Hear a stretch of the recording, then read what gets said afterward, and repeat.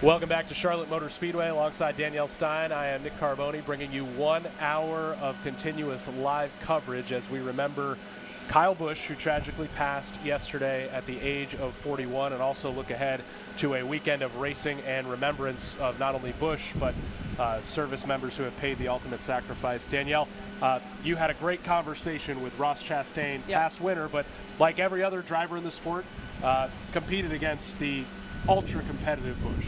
Yeah, I mean, everyone has a story. Everyone has a lot of stories. In the case of Ross Chastain, for example, who just a couple years ago had a pretty famous scuffle on the track. Christopher Bell.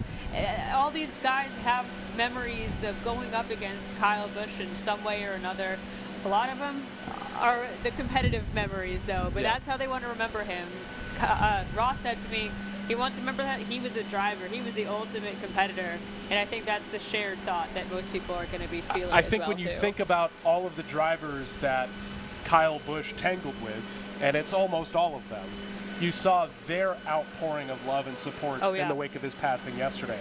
Thinking about Ricky Stenhouse, Dale Earnhardt Jr., Brad Keselowski, Denny Hamlin as well. But there are drivers, too many to probably count in this sport right now, young drivers who are a part of Kyle Busch Motorsports. Right. And that's how they came up in this sport. So they have a different perspective on Kyle Busch, and that includes 2024 Coke 600 champion Christopher Bell.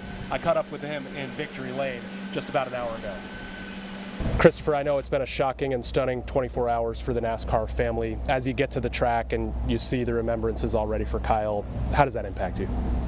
Yeah, it's I honestly don't even know what to say. It's a very somber feeling around the racetrack, and it's going to be a unique weekend. You know, this race weekend is always very, very special. Racing on Memorial Day weekend, Charlotte Motor Speedway does such a good job of honoring, you know, what the weekend is all about, and then this on top of it. I don't know. It's a very bizarre feeling around here today. What impact did he have on you? I mean, especially knowing you came up through his team. Yeah, I mean, there's not a single person in the industry that had a bigger impact on me throughout my career, and you know, I'm forever grateful for him and his, you know, dedication to the sport, helping young guys come up. I mean, I think obviously his legacy speaks for himself driving, but if you look at the Cup field now, it is littered with guys that came up through his development program, through his late models and his truck series, and I'm fortunate to, you know, be one of those guys.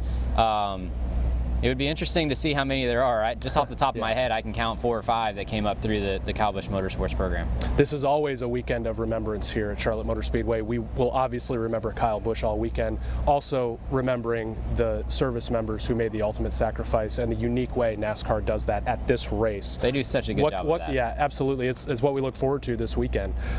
What can you tell us about who you're representing this weekend at the 600? Yeah, it's absolutely incredible to have. I got a father and son duo that both passed away, and they are super, super special to me because we have Interstate Batteries on the car. I know the Interstate Batteries family is super.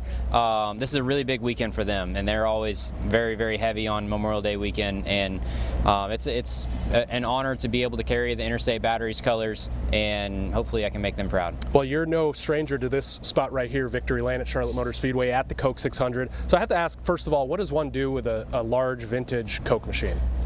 Yeah, I do have one. It unfortunately wasn't a 600-mile race that year that I won it, but I still have it. It's at my house in my office area, so I would love nothing more than to be able to win a true 600-mile race. I know the weather's a little bit iffy this weekend, but yeah, I feel good about Sunday night. I think we're going to be able to get the full race in.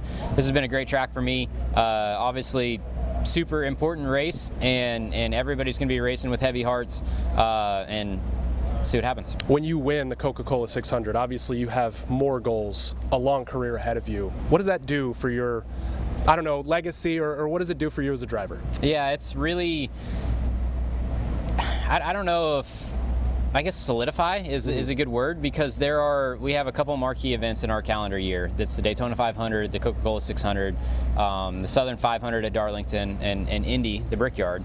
But these races, Charlotte, the Southern 500 at Darlington, and Indy are what we call the driver races. Yeah. And if you can win these races, you're really elevating yourself in the sport. So It feels weird saying that I have a Coca-Cola 600 victory because I didn't win the full 600-mile race. But yeah, I look for the opportunity to, and I feel good about our chances this weekend. Christopher Bell, good luck going the distance this time and winding up back here. Thanks for sharing your thoughts on the race, Memorial Day weekend, and Kyle Busch with us. Thank you. Yeah.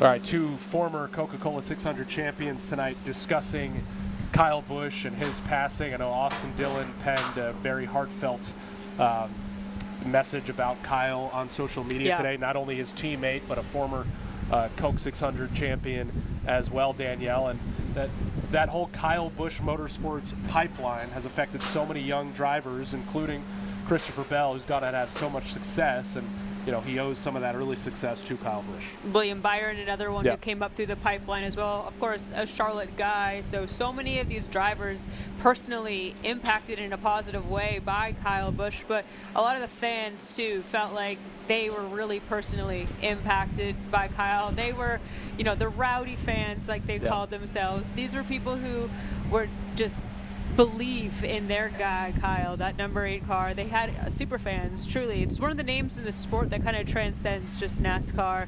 If you don't follow the sport so closely, you probably still have heard the name Kyle Busch and have seen that M&M car. That's just something that's become kind of signature and synonymous with him. We've seen such an outpouring of support from fans in this NASCAR community. Just yesterday, over at the NASCAR Hall of Fame, over at RCR, just people showing up. And even here today, even while it's starting to get a little bit drizzly with the weather, we have fans outside of Charlotte Motor Speedway right now. And